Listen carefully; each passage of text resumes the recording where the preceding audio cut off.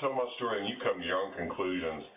Certainly, I had the unique privilege, and it was a distinct privilege, and very fortunate to work with the Smoky Mountain National Park when I went to school at the University of Tennessee in Knoxville.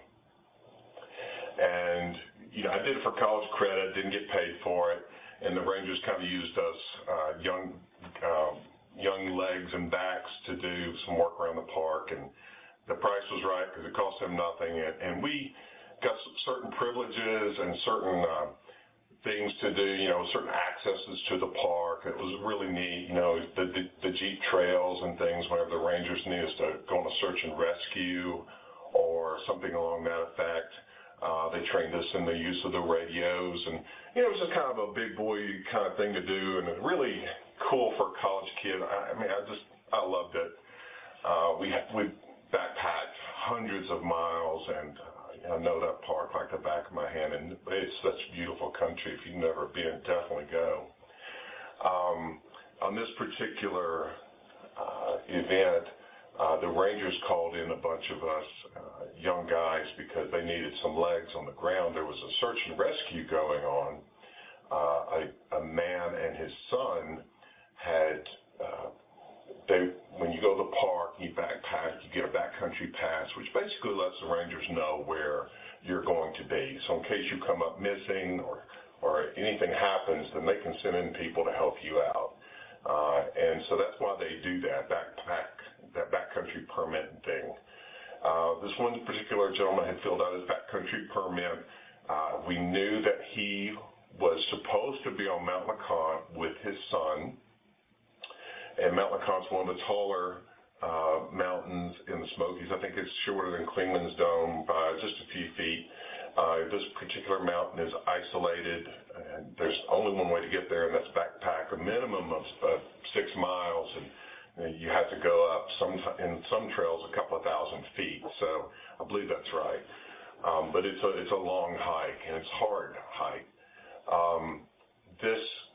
We had a very unusual heavy snow. I mean, the mountains do get a lot of snow, but this one was quite the whopper, and it was unexpected. So this man and his son, they didn't come out of the park when they were supposed to, and they didn't go home when they were supposed to, and so the man's wife was quite concerned, contacted the park, and then we started backpacking and looking for them. To go, you know, fearing the worst, that they were hypothermic or something like that. Because if you've ever been to the Smokies, whenever the weather turns, it turns quickly, and it's pretty crazy. It's very cool how that happens. But you have to be prepared. Even when the day's warm, it can turn off and snow just in an hour's time. So heavy snowfall. We're called in. I think there was 6 of us in our party, 6 young college kids. 3 of us took one trail, the Alum Cave Trail up Mount LeConte, and the other one, which is I took, went to Mount LeConte via the Boulevard Trail. And so our idea was that by covering as many trails as we could with the number of people we had in the snow, that in these 2 trails are the most popular, then certainly we would encounter this man and his son along the trail if they were stuck somewhere, and we could call in the Rangers and they could helicopter them out if they needed it or get them some type of emergency assistance. So we hiked all day long in the snow, and I mean, my hike I think it was about 9 miles that day. Exceedingly hard hike because it had lots of winter gear, very heavy pack, extra boots even, you know, we're just ready because we knew we were going to get wet, crampons and all those good things for the ice on the trail. And it's just a hard day's hike. I just remember, you know, the snow was up to my knees, and, you know, I knew where the trail was. You could pretty well easily see where the trail was just by the indentation on the trees and, you know, on the ledges. I was familiar with the trail anyway, so it's no big deal. But just a long, hard day. And, man, to to make a long story short, on arrival, we didn't see the father, the son. We didn't see any sign of them falling off the mountains. We saw no trails off that. We broke fresh snow all day long. And I still don't know what happened to the man and the son. I think they ultimately had changed their plans and didn't tell anybody, something like that. And they were fine. Nobody died. But after we hiked all day long to get up to the top of Mount LeConte, one thing about this mountain is, it is, there's a small cabin that the rangers have up there for trail maintenance people and guys just like us, that were helping the park and the rangers themselves, because it is such a hard hike to get up there. If you want to do any kind of substantial work, well, you need a place to rest in relative comfort, if you will. So this little cabin, it was about the size of probably about a one-car garage, I'd say. Maybe a little smaller than that. It's quite confined, low ceiling, and I had a oil burning stove, and I specifically remember a heavy door on it with a latch and lock and all those good things.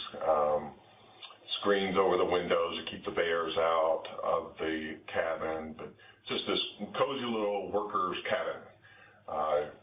And within the cabin there were, I believe this is correct, that there were 6 bunks. I think 3 high on each side. That's important that you remember that, because so you got this little cabin, 6 bunks up the walls on each side of the cabin, oil stove, and that's all that's in this cabin. After finished hiking the day, we had our meals. We cooked up some things on our Whisper Light, had a nice hot meal, and had some hot beverages. We did not consume alcohol that night. I remember, because we were too tired to even bother getting drunk. We did have alcohol, just for full disclosure. We didn't drink any of it.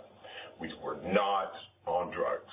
We did not smoke any dope or anything like that. It's important that you know that. We were just fatigued and so tired.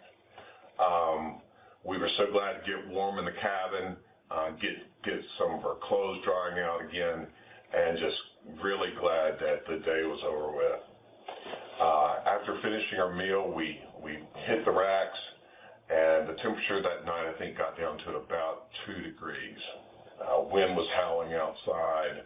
Wind was blowing across the mountain, as it all normally does. And it was just really, really cool, beautiful night. I just like those nights when you're in the woods and the weather's active and winds blowing and snowing, and snowed some more that night. Not a whole lot, but just kind of a dusting on top of what was already there. But it was, stars were out. Beautiful night. So we radioed to the rangers, told them where we were, gave them the status update, and ate our meal, and we got into our sleeping bags. And so we all had these, 0-degree sleeping bags or -10 sleeping bags where you zip up. They're all mummy style. They wrap over your head, and basically all you've got is your eyes sticking out if you've got it on correctly. And you can actually sleep in the buff in these things, and they actually work better that way against your body, and they keep you very warm. So we were all in our mummy bags. We're all zipped up. The door's locked. We've got our stuff ready for breakfast the next morning, just taking care of our business. And man, let's just get some sleep. I'm so ready to go to sleep. I'm so tired. My bones are achy. I got a little bit of a headache from all the work. I'm just so ready to go to sleep. So we finally, one by one, I don't know, I just remember there wasn't a lot of clowning around that night. Us guys, we got into our sleeping bags, zipped up, and out we went. Then, I don't know how long we were asleep, but something started howling and screaming outside of that cabin. It was horrible. It was horrific. It sounded something very similar to this.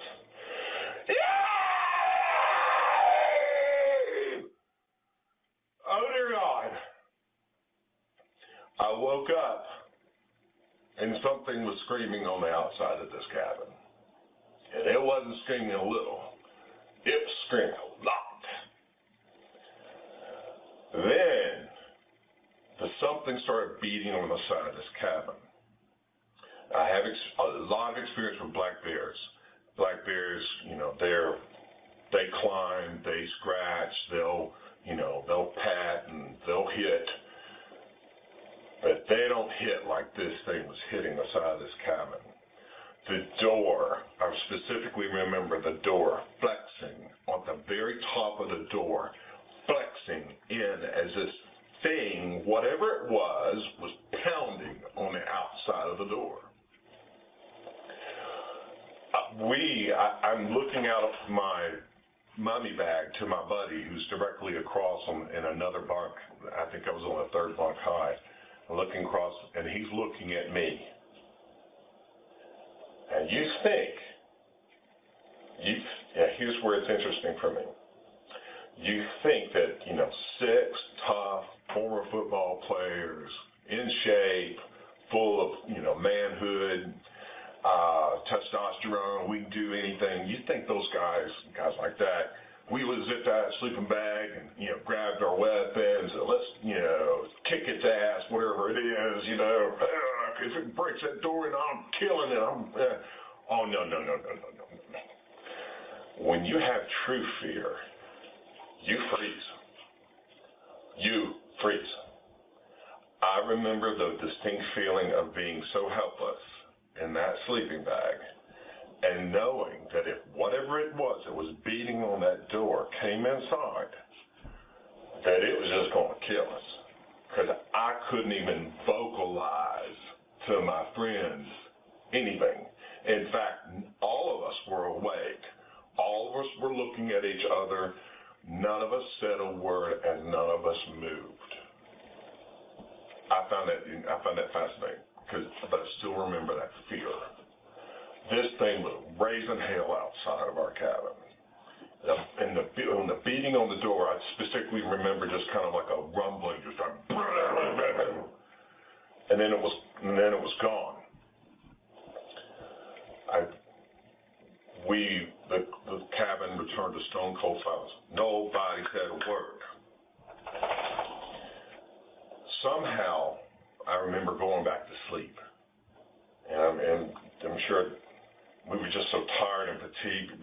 We all just kind of, I guess one by one, went back to sleep. We woke up the next morning, unzipped our bags, put our clothes on, got our warm stuff on, ready to hike out and head on back to Knoxville, back to college. We opened up, nobody saying a word. We make breakfast, we're all packing very quickly, all 6 of those guys. We normally would goof around, have some coffee, whatever. This morning is very different. We're all just very businesslike, and the only thing we were talking about is, hey, John, you left your bag unzipped or whatever, zip it up. And we're just very businesslike, getting it done. We get back on the trail. We walk just outside the cabin door, and there's tracks. And there's big tracks. By that time, the wind, it had been a windy night. There was just these big indentions in the snow. There wasn't anything specific as far as counting toes. I'm not going to lie to you, but there was these big impressions outside that cabin door in the snow. And of course, the snow and the new snow had fallen had wiped them out, which I was really glad that I did not see distinct impressions, by the way. At that moment, I just couldn't handle it. But they were there. So we know that nobody was on Mount McCoffin because the weather was so bad. We know because we worked with the park rangers, we knew where they all were. By the pure reason that it was so cold and Mount McCoffin so hard to get to, and the conditions were so inhospitable that night, there's no way this was a practical joker at all. Nobody would, whoever do that would be completely insane. But what I heard wasn't human. What I heard pounding on the door, that can be done by a man to flex that door that high up. So we get our stuff on. We're hiking out, and we're moving at a good pace. Nobody's talking. We hiked about 2 miles down off the mountain. The sun was up, high in the sky now. We started to feel a little comfortable, I guess. But we had not spoken much at all until we stopped, and everybody took their packs off and sit down. And I specifically remember one of my buddies going, "Okay, guys, now what the hell was that last night?" And we all looked at each other and said, "I don't know." That's all that we talked about. We put our packs back on, and we could not wait to get back home. No, we didn't tell any rangers that night because, quite frankly, they would have thought we were smoking dope or something, and nobody would believe us anyway. Well, I am telling you, in my mind and heart, Bigfoot absolutely exists. Absolutely exists. People say, "Well, why didn't they find the body?" Well, if you've ever spent any time in the backcountry at all, there's bears out there, but yet you never found a bear bone. There's deer out there, and you will find deer bones occasionally, a jawbone or something like that. But even those bones disappear pretty quickly. Nature cleans up after itself. I see absolutely no reason why Bigfoot doesn't exist. But I will, to the day I die, remember the fear, the paralyzing fear that came over me and 5 other big strapping dudes that night on Mount LeConte in the Smoky Mountains. Bigfoot is real. I never ever want to hear that sound again. Never, ever, ever. That was Tim Hall doing his recounting his Bigfoot story. But before we get into the encounter, happy Thanksgiving, guys. Happy Thanksgiving. Yes, to you all too. Did you guys get your fill of turkey? I probably have more than I was going to say I probably had more than I probably should have. Yeah. I think I had 2 Thanksgivings actually. Most people do, I guess. Yeah, one at the bar and one with family. Come on now. That's supposed to telling on you. So what did you guys think of that encounter? I thought we had a code of silence on that, and here we are, on live radio telling everyone, what the heck, man? Yeah. So what did you guys think of that encounter? I really liked it. Yeah, go ahead, Will. No, I was just going to say it was fascinating. It's very reminiscent of the 1924 miners' attack at Mount St. Helens. Wes and I were just watching that yesterday, Wes. That's funny that you brought that up, Will. It does remind me a lot of that. I think one of the best things that I enjoyed out of that whole listening to that video is when they're in their bunks and you're talking about men that are football players and they're big guys, and it kind of makes me reminisce of when Wes and I had our encounter, because we did nothing other than kind of sit there and maybe say a prayer, and that's kind of what these guys did. So I kind of enjoyed that part of it. Yeah, it's funny how fear can come over people like that, especially, you kind of know what's out there. And in that part of the country, bears aren't particularly big and there's only black bears. So, it kind of narrows down the possibilities of what could be out there screaming like that and then, trying to get into a pretty well-built cabin against 6 grown men. Yeah, it made me think when I first heard it of intention, what was its intention? Screaming, it's bending those doors. And anyone who knows those cabins, when they build those cabins up there, they build them with the intent to stand for a long time and take a beating, because rarely do they get up there to do any maintenance on those type of cabins. And right. It really made me think of the intention. It seemed like it was trying to get in. A lot of people think, well, if it wanted to get in, it could have gotten in, but I don't know that that's the case in this situation. I think it tried to, and it couldn't get in, and it was pissed. Yeah, I think you're right there. Well, first of all, as I was listening to it, I was thinking of the different components of intention, like you brought up. Obviously, number one, it knew that these men had come into the cabin, so it was watching them previous to this time. The screaming tells me that it wasn't screaming in rage. It was screaming, probably alerting its friends, saying, "Hey, we got a meal up here." And then, of course, trying to get in the cabin. And you're right; those cabins are built to withstand extreme winter weather and conditions. So they're very difficult to get into. Yeah, I wonder what would have happened if they would have stepped out to challenge what was out there. Those 6 guys would have stepped out to challenge if it would have ran off, or maybe the other regarding intention. I wonder if it was trying to figure out how well armed are these guys, how well, if I go up banging on the cabin and these guys can start shooting, what are we dealing with here? Yeah, that could have been the dominant individual going up to make the challenge. Yeah, scary nonetheless. I know a lot of people wanted us to discuss Bigfoot migration habits, but I had another encounter I wanted to play for you guys, get your guys' take on it. Being that it's Thanksgiving, not a lot of shows are on right now. I thought it'd be kind of most people want to hear about encounters. Now on this next one, I can't do anything about the sound effects. Somebody else added the sound effects. It wasn't me. But I found the encounter fascinating. Take a listen to this one. Tell me what you guys think of this one. My husband and I moved to Louisiana with Brown and Root Construction. We lived in a little house in the middle of nowhere. There was swamps behind our house and big corn stalks growing in sand. And he got up very early, and he was off to work around 4:30, 5 o'clock in the morning. And I had a German Shepherd puppy, and he said, "Please, whatever you do, go in the house when I leave for work tomorrow." And I said, "Why?" And he said, "Because I had an encounter this morning with something on the way to work." And I said, "What?" He said, "I think it was a bear." And I was on my motorcycle, and the bear didn't move.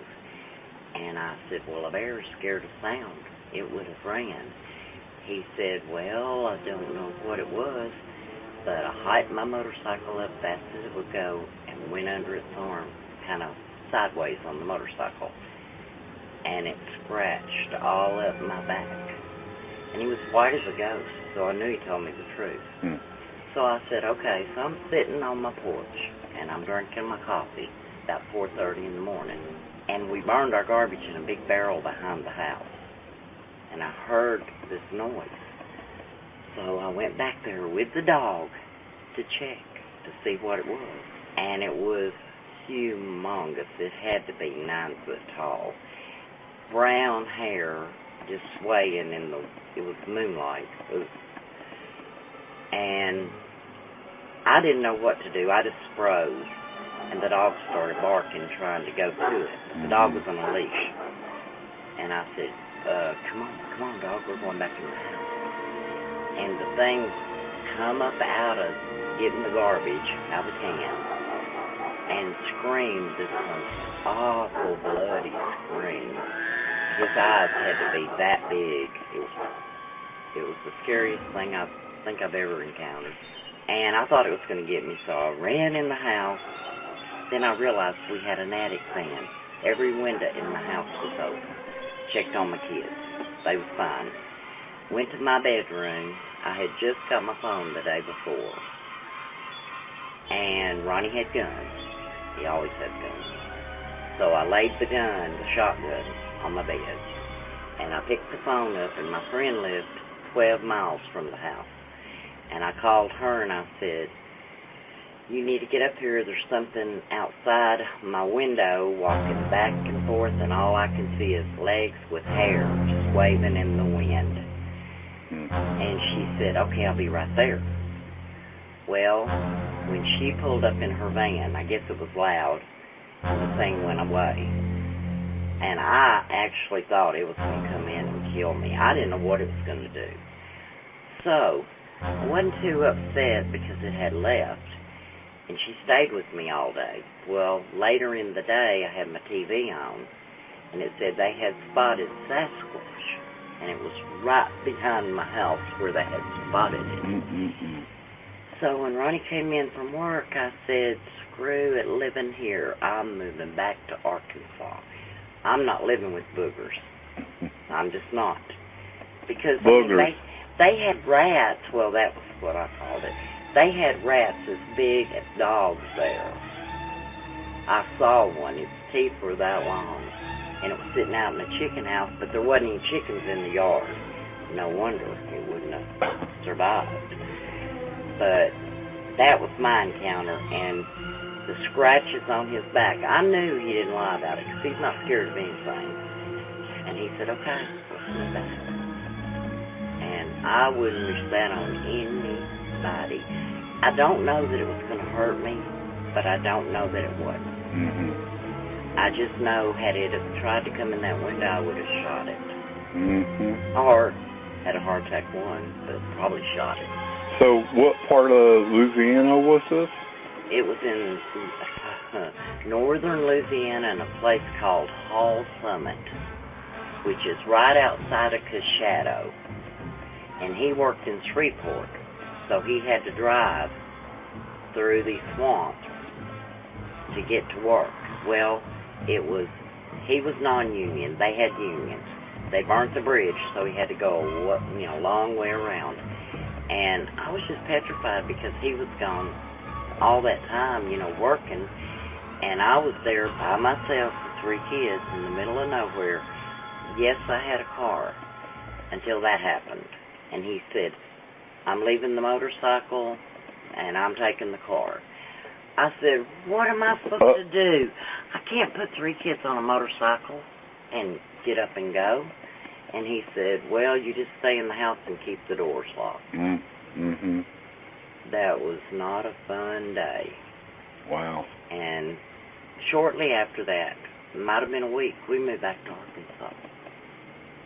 And I know there's such a thing because I saw with my own eyes. And didn't have a camera.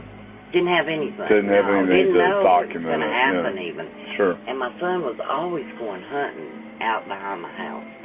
And I put a stop to that because he was very young. He was about 9, maybe. Mm-hmm. I said, no more, because I don't know what that thing might do. Mm-hmm.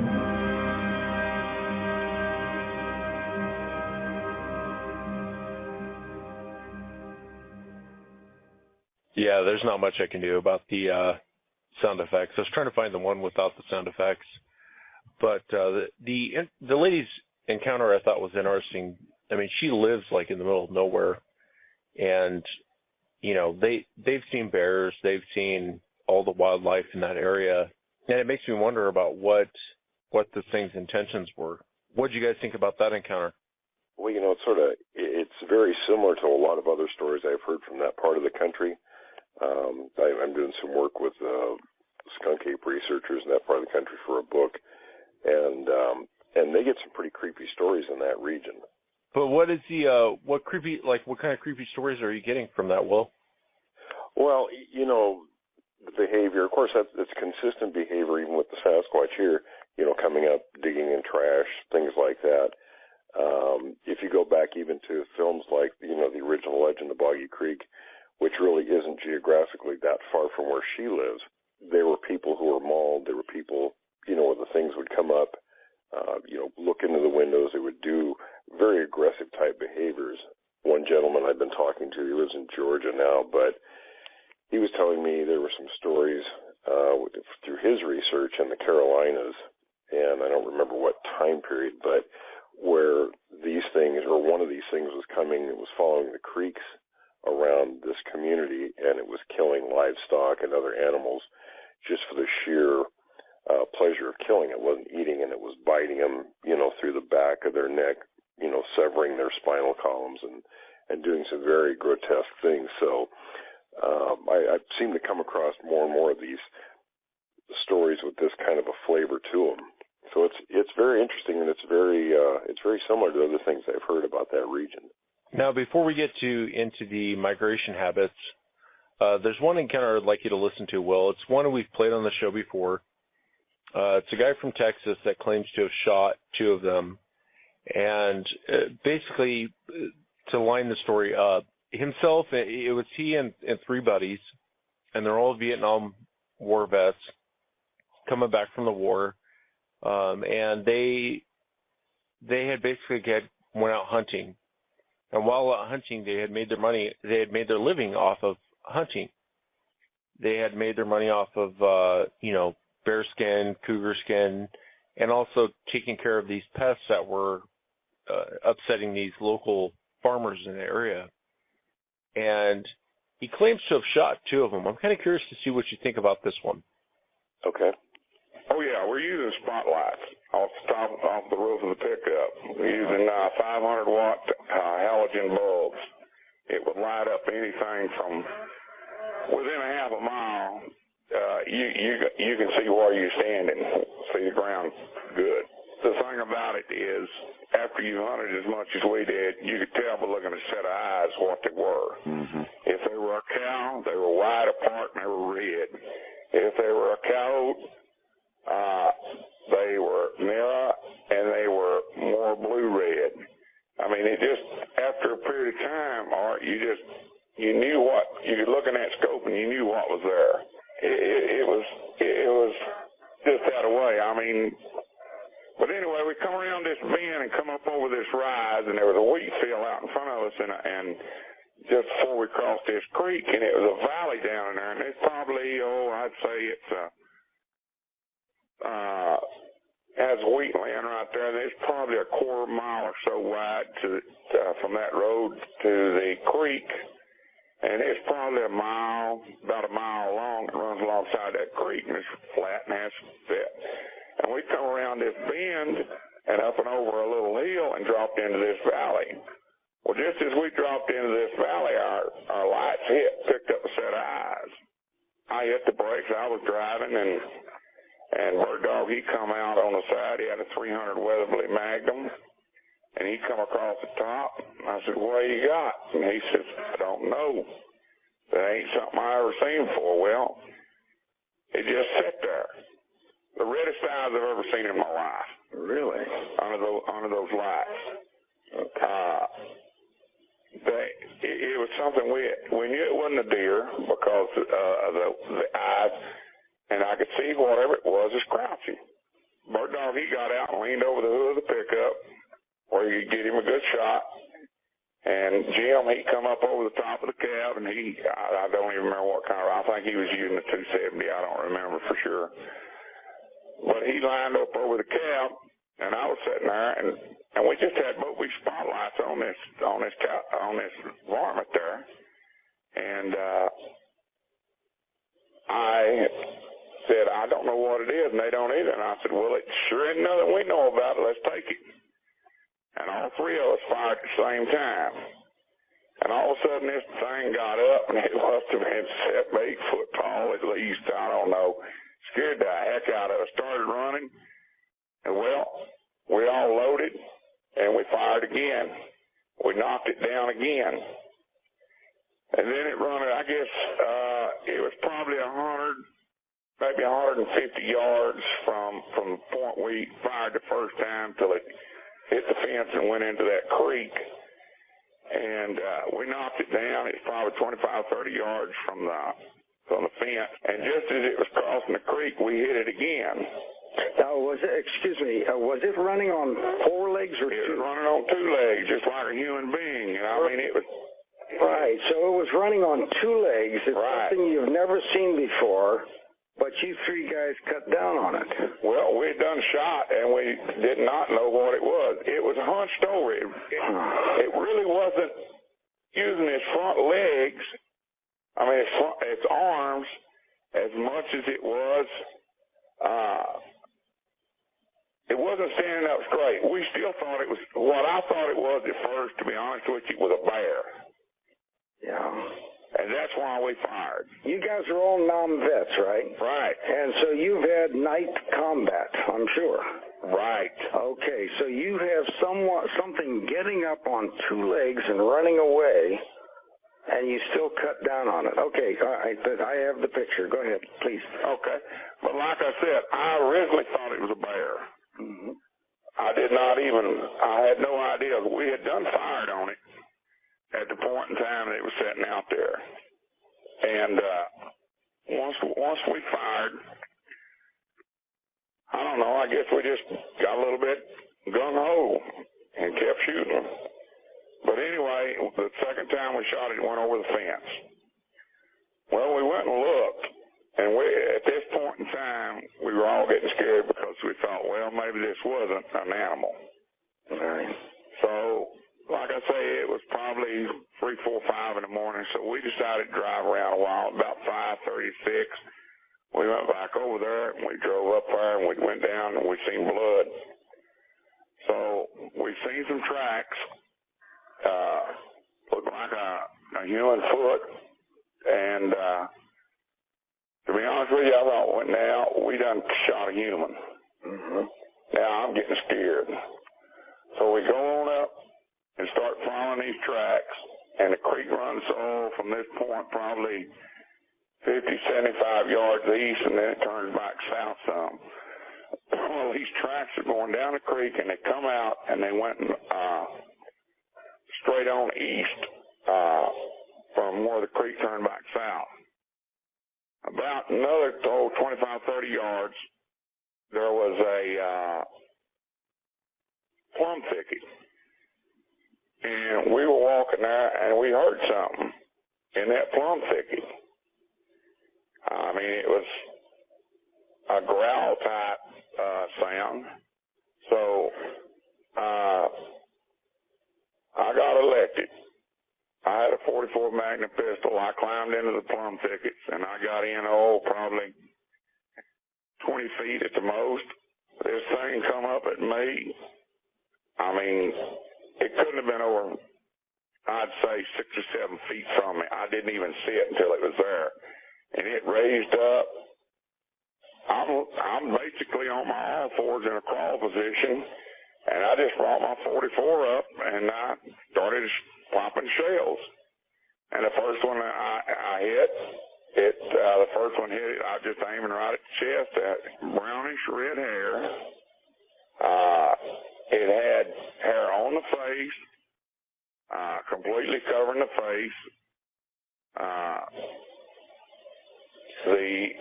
Its whole body was covered with hair. At that point, I just fired. It dropped down, started back up, I fired again. And it then kind of rocked and went backwards, and it come back up, and I fired again. I hit it 3 times with a 225 grain 44 Magnum hollow point to probably 6 to 8 feet. And it was down. Well, the other guys were standing guard up on top watching it, and they couldn't see nothing. They heard me firing, and they yelled if I was all right, and I said, yeah, I got it. Well, they came crawling in there and where I was at, and they seen it, so we decided we'd drag it out. And we got to looking, and all this thing had was 3 holes. And this was a female. You could tell it had breasts similar to a woman. It had a sexual organ similar to a woman. Facial features were different than a human being. Like I say, it was covered completely in hair. So we went back in and we found the male probably, I'd say, 8-10 foot behind where she was at. He was dead. So we drug him out. We laid him out side by side. The male was probably 6 to 8 inches taller than the female, estimating the male to probably be 8 foot plus, female 7 plus. So we looked at him. We got scared because, like I said, in the male, he had sexual organs like a human. We looked at their teeth. They were not human type teeth. I can't say that they were an ape. I can't say that they were a human. They had the features of a human overall, but the details were not. The reason why I find this encounter so fascinating is the fact that he does such a good job at describing what he's actually seen. But what had happened later is they got scared. They thought, well, maybe these were humans, and they dug a hole and dumped the bodies into the hole because they were afraid of going to jail. But I find this encounter fascinating because he does such a good job at describing what he's actually seen. I mean, it's hard to listen to that story and think this is BS. I don't know. What's your guys' take on it? It sounds very legitimate, because, having interviewed thousands of people all these years, you get a pretty good sense of the way somebody tells a story and how they tell it, whether they're telling the truth or not, or whether it's contrived. And this guy, he kind of puts you on the edge of your seat because he's on the edge of his seat while he's telling the story. It's emotion that's coming out. It's not a made-up, rehearsed account. And I listen to the details, and I have a witness that's got a very, very close eyewitness, or she was very close encounter with the Sasquatch. I mean, literally inches from its face. And the description is the same. So it sounds legitimate to me. I disagree with you guys. I don't know. They are Vietnam vets, according to the interviewer there. The part that I didn't like was the interviewer had said, so you saw something get up on two legs and you started running and decided to shoot. He's like, right. And he's like, you guys are Vietnam vets. He's like, right. And to me, it sounds like a bunch of country boys that are out there ready to pull the trigger. I don't know if I really buy the story. I'm sorry, guys. I don't know. I think it's an entertaining story. I don't know if just because he had details and he says it looks like a human. They had the female had, looked like a female with her sexual organ. I don't know. It was an entertaining story. I don't buy it, though. Well, there are some people that will shoot at anything, though. That's true. That is true. But then, at the very end of the story, he said that they had thought that he had shot humans, and then he buried them. But then we have this video saying, oh, well, I buried these people and I thought they were humans. Yeah, it's sort of like, right? The old Minnesota Iceman story. You came out and you just told on yourself, right? I don't know. Yeah, it's sort of like the old Minnesota Iceman story where, that was an Air Force officer who shot this thing. There were three of them, and he shot one of them, killing it, and took off and then came back and got the body, and they kept it after they froze it for years because he wasn't sure, if it was some form of human or if it was some animal. So, it sort of depends on what the person, what their outlook is. Yeah, and it's just a portion of the story, too. He goes on to talk about the noise that he heard, the growl, and they play different Bigfoot sounds, and he picks one of them out and says, that's what I heard. And, he goes on to describe them, and he talks about years afterwards. He doesn't live far from where this incident took place. And so not living very far from where this incident took place, I know he's concerned with what's going to happen to him now because he knows they're in the area. He's worried about them being in the area. And this guy comes out, he doesn't even want his real name to be put out there on the air. He doesn't want to, so he's not looking for the fame of shooting a Bigfoot. He's looking, I think more or less he's trying to get it off his chest. So I don't know. I kind of buy into the story. I know it's Thanksgiving. I know we're going to do kind of a short show today, but a lot of people wanted to discuss migration habits. We've gotten so many questions about how Bigfoot migrates and how Bigfoot moves through an area. And I don't know if you want to talk a little bit about that, Will? Yeah, I can talk a little bit. I'm probably the most knowledgeable person about that because I've studied it for so many years. There are people who talk about trackways and things like that, but it's those are very small pieces of a much bigger picture. They don't necessarily migrate.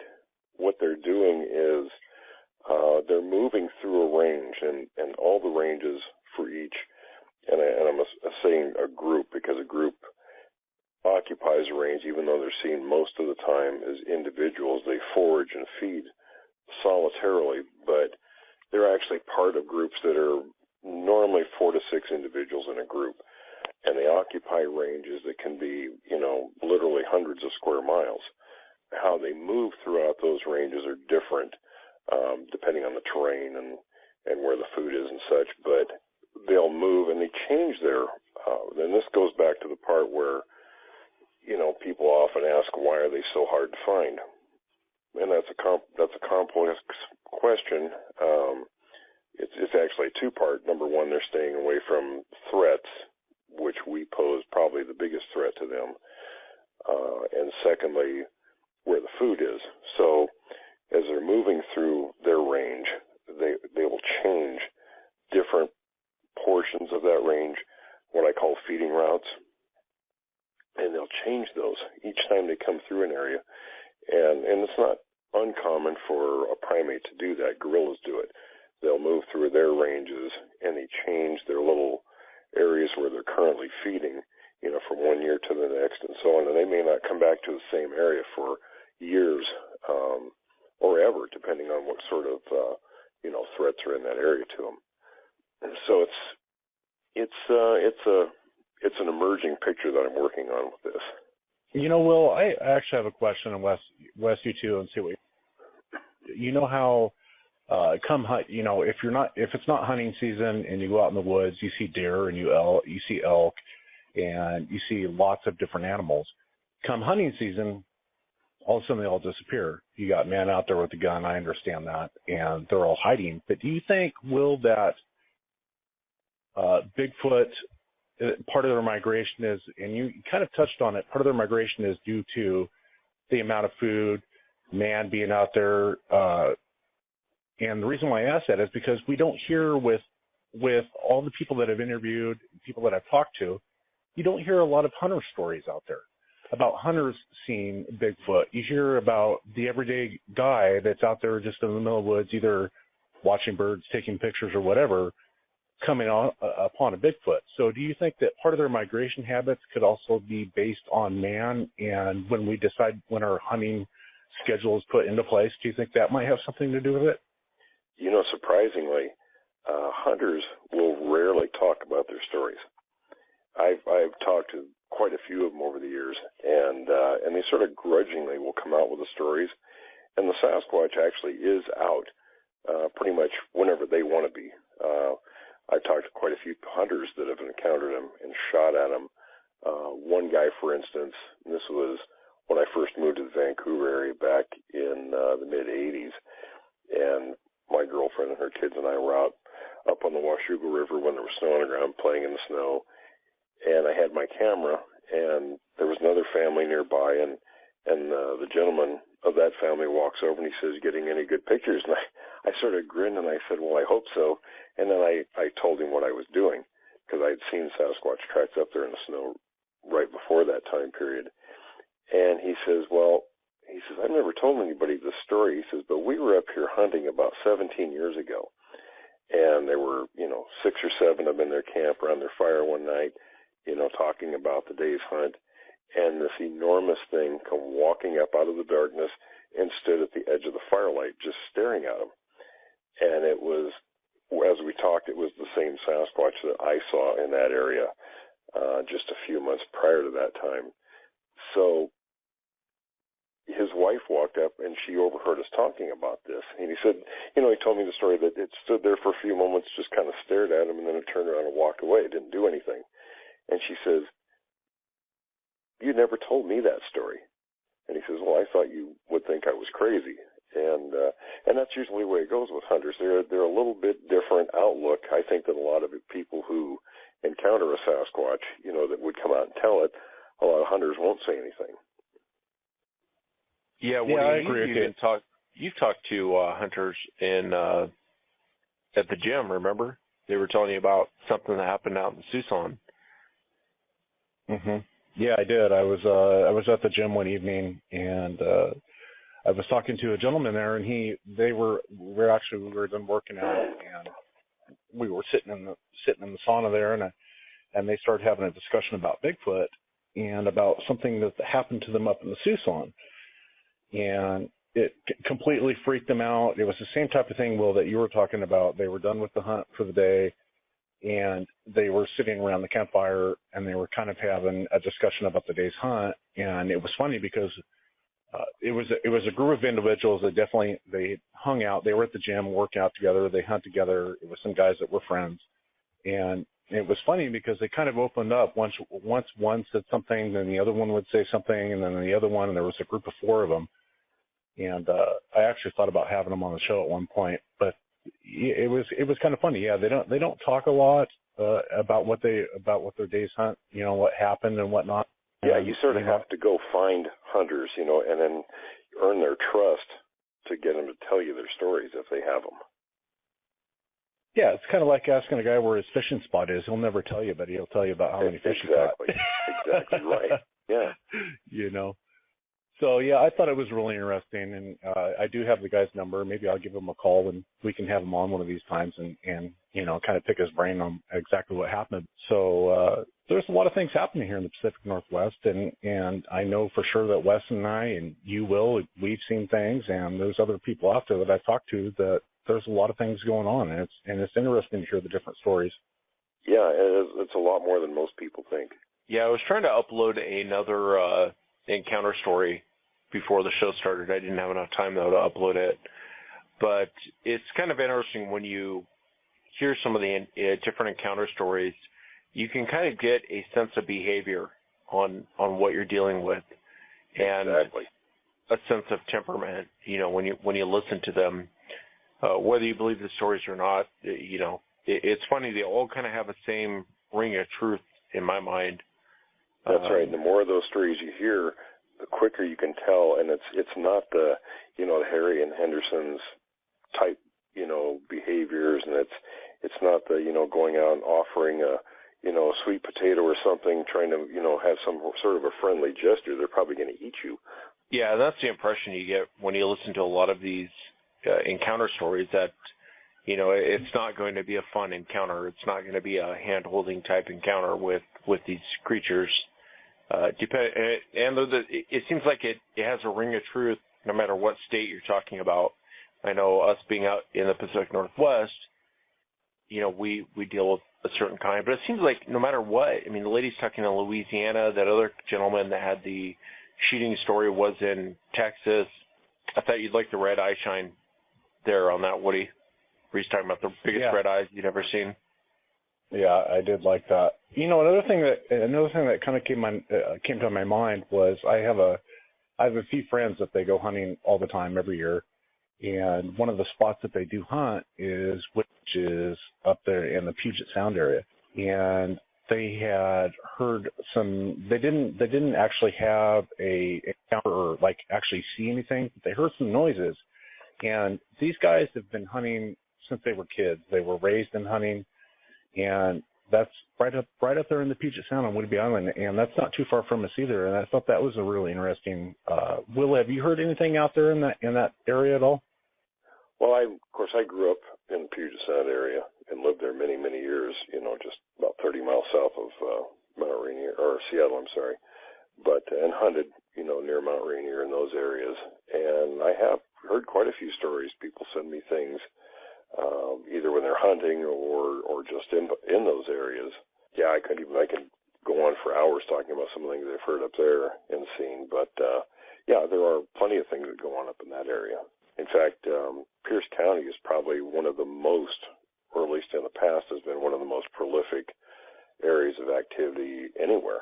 Yeah, it was interesting talking to my friend. He had said that they were sitting, the same type of thing, all these hunters, I don't know if they all get together and decide to put the same story together, but it was the same story there on Whidbey Island, and they were camping, and they go for like 2 weeks at a time. Of course, they were talking about the day's hunt. I hate to repeat it, what we've already talked about before, but all of a sudden they heard the whoops, and they heard, it was more or less the howling, And these guys, like I said, they've been hunting since they were children.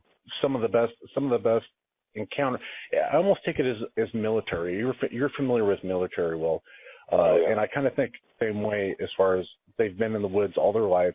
So when they hear something that's out of the ordinary, you can pretty much take whatever they have to say and say it's true, because they know what they're talking about. It's not their first day in the woods.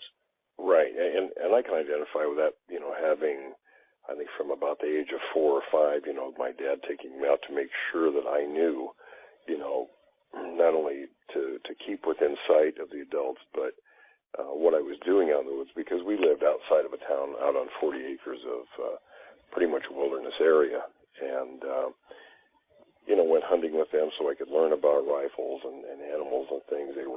My parents were real big. My dad was an outdoorsman, so he was really big into my learning all that stuff as a kid. So by the time I was a teenager and was hunting with him, I was pretty familiar with, in fact, I would do things that they wouldn't do. I, waded White River, when there was 2 feet of snow on the ground to go out on the sandbars where the deer were hiding and elk were hiding.